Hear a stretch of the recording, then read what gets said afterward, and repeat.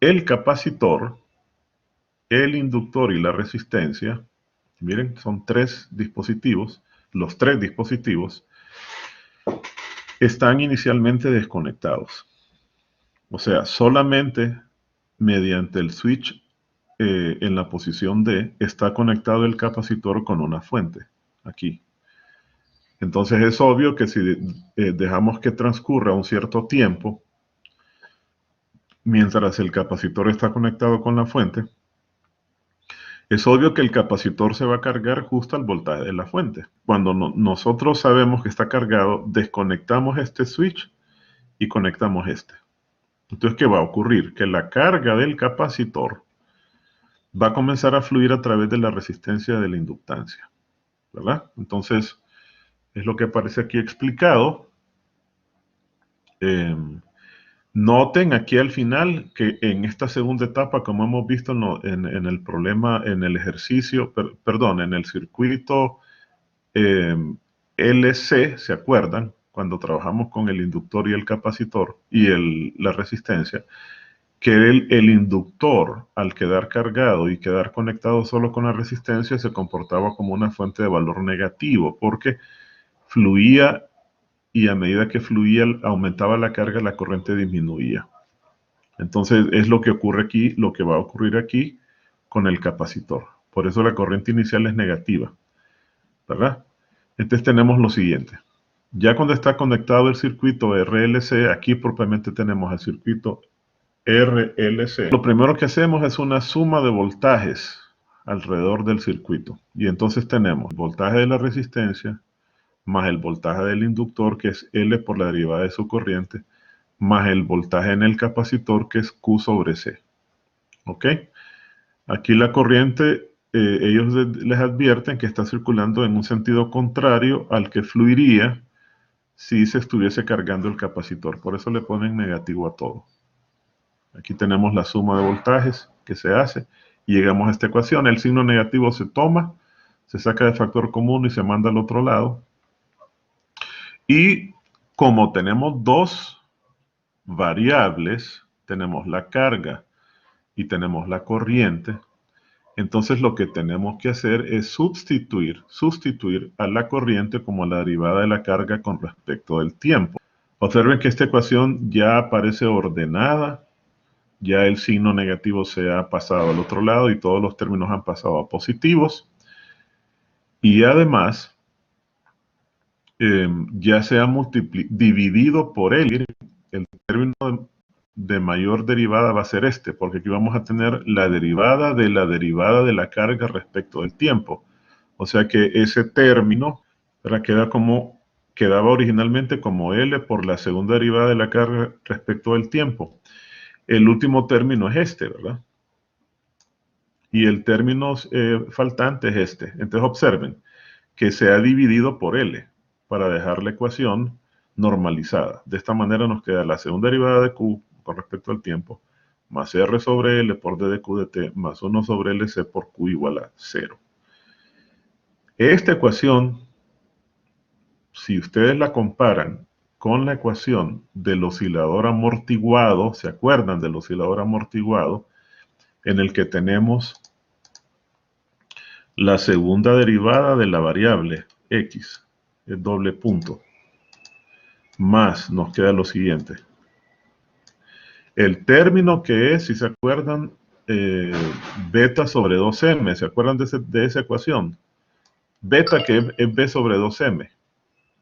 Creo que queda un 2 multiplicando aquí a beta, que multiplica a la primera derivada, que es el término que contenía, si se acuerdan, es el término que contenía la viscosidad del fluido. Y el último término era el término de omega 0 al cuadrado, que multiplica la variable x. Esta ecuación, les voy a recordar, tiene tres soluciones. Una solución es cuando beta, el beta que aparece ahí, es menor que omega sub 0. Cuando beta es menor que omega sub 0. Entonces, es un oscilador amortiguado, ¿verdad? Es cuando se dan las oscilaciones que se dan varias oscilaciones a medida que el tiempo transcurre y se produce una salida así que va disminuyendo a medida que el tiempo pasa. ¿Se acuerdan? Ese es el oscilador amortiguado que tiene por acá una envolvente que se acordarán que es una función exponencial. La solución era una exponencial con beta como término, creo que es beta o un término adicional, que multiplicaba a la función coseno, ¿verdad? Y coseno tenía un omega, más el ángulo de fase. Ese omega no era el omega sub cero, sino que se construía con omega y con beta y con omega sub cero. ¿Se acuerdan? Entonces, el término que vamos a estudiar va a ser este, cuando beta es menor que omega sub cero. Pero hay otro más que ocurre cuando hay una oscilación críticamente amortiguada. ¿Se acuerdan? Que era cuando beta era igual a omega sub cero. Esos dos son los casos que vamos a estudiar. El otro es un sobreamortiguamiento que no lo vamos a considerar, ¿verdad? Estos dos son los que vamos a considerar. Vamos a ver la solución. Acordándonos de eso, ya tenemos una idea general de lo que vamos a obtener, que lo vimos en física 2. Vámonos entonces aquí está la solución. Miren, es una solución para Q. Aquí la tenemos. En nuestro caso, el término que está multiplicando, fíjense, de aquí vamos a sacar algunas conclusiones. Este vendría a ser como el beta, ¿verdad? Aquí lo tenemos, miren, aquí tenemos beta cuadrado y tenemos omega sub 0 al cuadrado. Acuérdense que omega, a ver, voy a regresarme, acuérdense que omega es este término de acá. O sea, omega es el término que multiplica a la función al término sin derivada. O sea que 1 sobre LC es el cuadrado de omega sub 0. Entonces noten que por eso en la solución tenemos esto elevado al cuadrado como 1 sobre raíz de LC. O sea que aquí tenemos todo esto que aparece acá es omega, esto de acá, omega, que multiplica a t, ¿verdad? Esto es omega. Entonces, el caso crítico va a ser, o sea, esto se va a descargar muy rápidamente. ¿Qué es lo que vamos a tener? Vamos a tener que este sistema va a oscilar. Fíjense bien, es un oscilador, pero un oscilador amortiguado. ¿Qué quiere decir? Que la carga, ya vamos a ver la gráfica, van a aparecer más adelante, va a tener un máximo valor que es el valor al que se carga el capacitor. Cuando estaba conectado con la fuente va a tener una carga máxima, ¿verdad?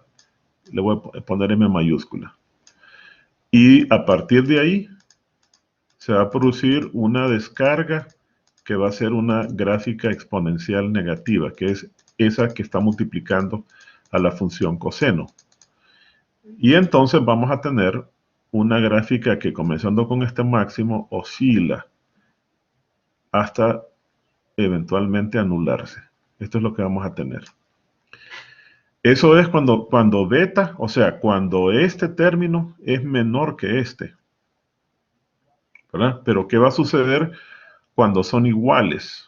Cuando son iguales, entonces la oscilación, la voy a dibujar en rojo, muy rápidamente se va a anular, va a ser algo así. Ese es el amortiguamiento crítico. Vamos a ver qué gráficas ofrece la presentación. Ahí lo tenemos, miren. El resultado va a ser una oscilación decayente hasta anularse totalmente a partir de un valor que sería el valor máximo. ¿Verdad? Esto justamente, como dice la presentación, corresponde al subamortiguamiento. Entonces,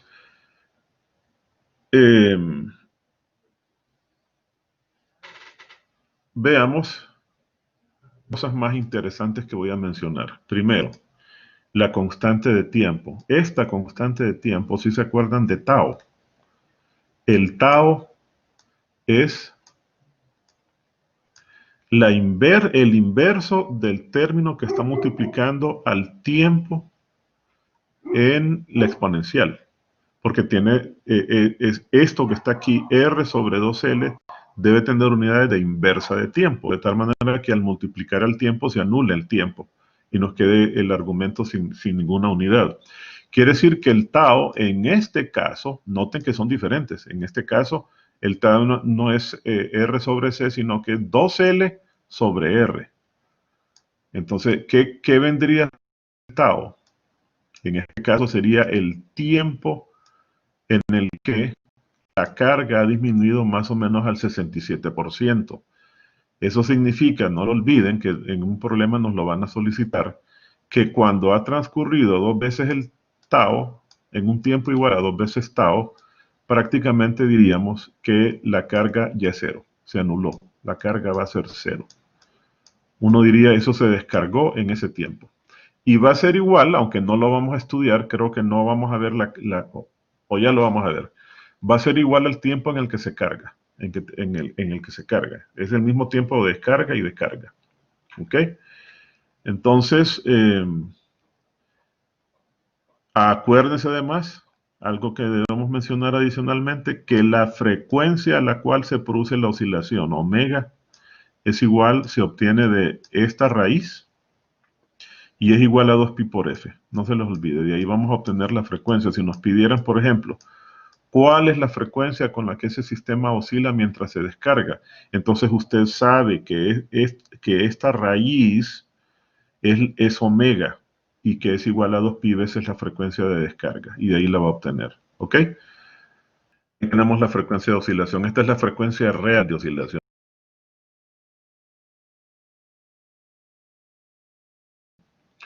Tenemos un circuito RLC serie. No se les olvide que en este contexto de física 3 solo vamos a estudiar ese tipo de circuitos. Acuérdense que ustedes en circuitos 1, los que lleven circuitos, estudiarán cuando tengan más capacitancias, más resistencias y más inductancias que una. Y van a estudiar técnicas especiales. Técnicas especiales. Entonces nos dan que tenemos un capacitor de 15 nanofaradios, 10 a la menos 9, una inductancia de 22 mili por 10 a la menos 3 henries, y una resistencia de 75, este es voltaje, déjenme corregir eso. Este es voltaje, permítanme, que hay un error. Esto es un voltaje y por el contrario nos están pidiendo que calculemos R. Este es B, disculpen, P. Muy bien. Entonces, ¿qué nos piden? Nos piden que calculemos primero cuál es la frecuencia de oscilación del circuito, ¿verdad? Una vez que el capacitor cargado y el interruptor se ha conectado. O sea, se cargó el capacitor, inmediatamente que se cargó el capacitor lo conectamos y esto comienza a descargar. Si tenemos la solución del circuito RLC descarga. Entonces, esto lo vamos a resolver con ustedes. Vamos a ver. Hagan cálculos porque de esto no hay solución. Fíjense bien, lo van a hacer ustedes. ¿Qué van a hacer? Van a obtener omega primero de esta ecuación. Perdón. ¿Dónde está esta ecuación? A ver, de esta ecuación. Miren, a ver. Tienen L, tienen C. Espérenme. Aquí hay algo. Déjenme ver. Porque no nos dan R.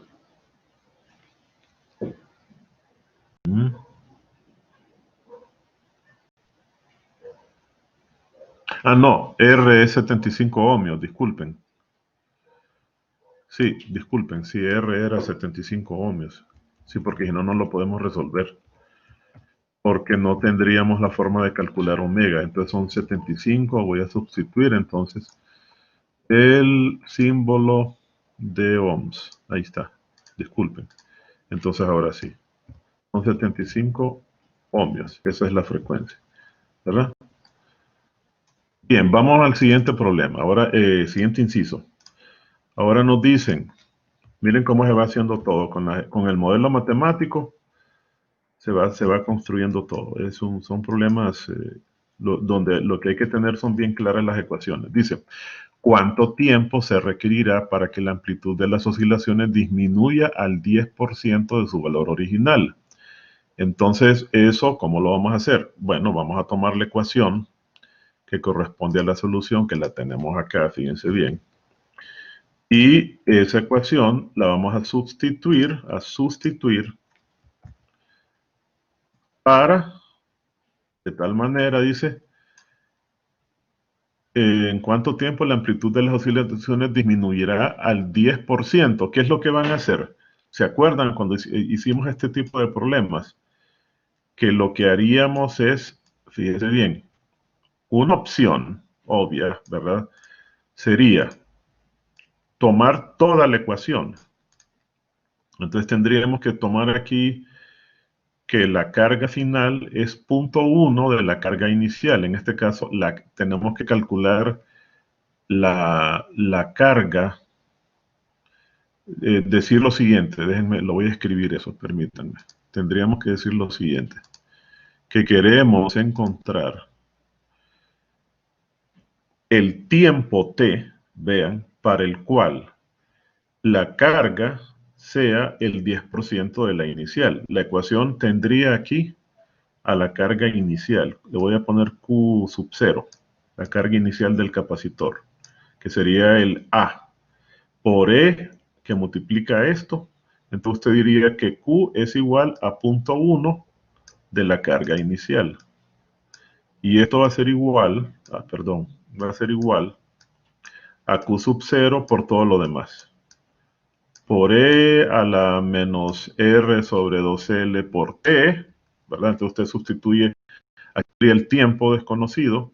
Por el coseno tendría una constante, lo voy a llamar menos una constante A, que multiplica el tiempo t, donde la constante A es menos R sobre 2L. Multiplicando a coseno, el omega ya lo tenemos, ¿verdad? Ya lo calculamos el omega.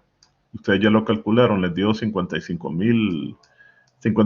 kilos radianes por segundo. ¿Se acuerdan? K radianes por segundo. Por el tiempo, y vamos a suponer que el ángulo de fase es 0. Entonces, miren, tendríamos que resolver esa ecuación, ¿lo ven? Usted tendría que resolver el tiempo y observe que el tiempo aparece tanto en el argumento de la función exponencial como en el argumento de la función coseno.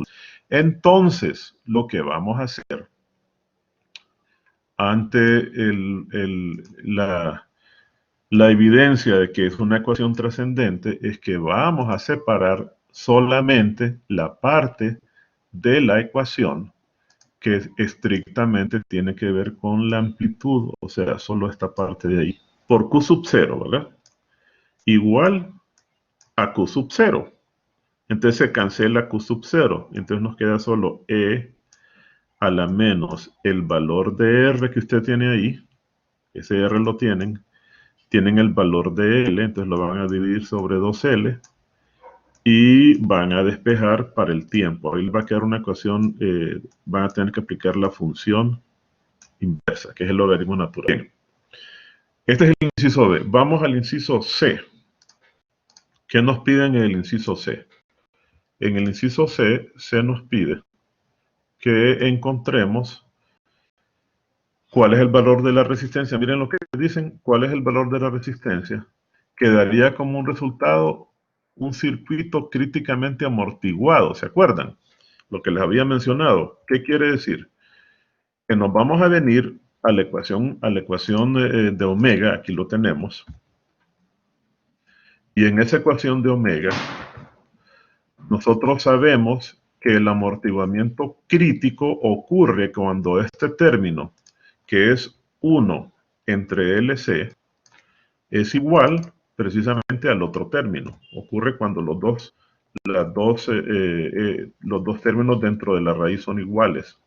O sea, cuando 1 entre L por C es igual a R cuadrado, lo voy a escribir acá, es igual a R cuadrado, déjenme agregar algo aquí, ¿Cómo es que se hace esto? Bueno, por ahora lo ven aquí. A r al cuadrado dividido entre 4 se multiplica a L al cuadrado. Entonces ustedes de allí van a despejar para R. Cuando la resistencia que esté conectada ahí, en ese circuito, sea de 2.4 kiloohmios, entonces vamos a tener que ese sistema rápidamente se va a cargar o a descargar. En este caso, a descargarse. Porque se trata de un amortiguamiento, crítico. ¿Ok? Ahora nos dicen, inciso C, ¿cuál es el tiempo aproximado, nos dicen, en el que ese sistema, inciso D, perdón, en el que ese sistema seguramente va a estar descargado? ¿Qué contestarían? Nos dicen, ¿cuál es el tiempo aproximado en el que con seguridad usted dirá que ese circuito se ha descargado totalmente? 2 tau. Exactamente. Entonces vamos a calcular tau. ¿Cuál es tau? Vámonos a la ecuación original. Aquí está la ecuación de la solución, ¿verdad? Y entonces ahí vemos en la ecuación de la solución que tau es R sobre 2L. Entonces calculen tau. 3.409. 6.000, 3.409. 3.409 segundos. Bueno, entonces ahora vamos al siguiente problema. En el siguiente problema se nos da un circuito LRC, nos da la inductancia, la capacitancia, faradios, y hay una resistencia R, nos dicen. ¿Cuál es la frecuencia angular del circuito si R es igual a 0? ¿Qué sucede? Que si R es igual a 0, esto es un oscilador, ¿se acuerdan? Un oscilador armónico simple.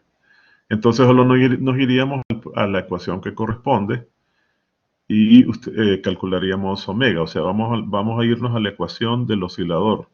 Al no tener, ¿se acuerdan? Al no tener resistencia, se convierte en un circuito LC. Entonces calculen 1 entre raíz de LC, ese sería omega, ¿verdad? Y eso es igual a 2pi por esa frecuencia. ¿Qué valor de R se necesitará para que una disminución del 5% en la frecuencia angular se produzca? Muy bien.